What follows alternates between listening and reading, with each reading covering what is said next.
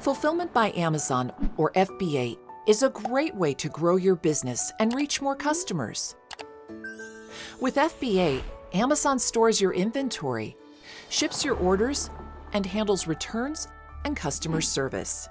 Your FBA products also become eligible for free shipping and Amazon Prime 2-day delivery. This is a great way to maximize exposure and sales in the Amazon store.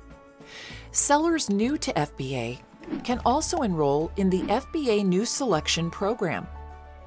The FBA New Selection Program includes free monthly storage, removals, and return processing for all eligible new to FBA parent ASINs.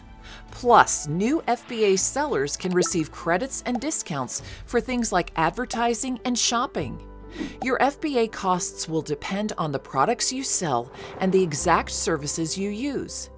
You may also encounter fees related to storing and managing your FBA inventory. There are 3 tools you can use to estimate your potential FBA fees in Seller Central.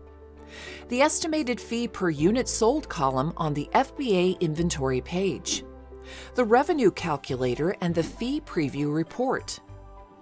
To learn more about calculating your potential FBA fees, you can review our guide, Is FBA Right for You? In Seller Central.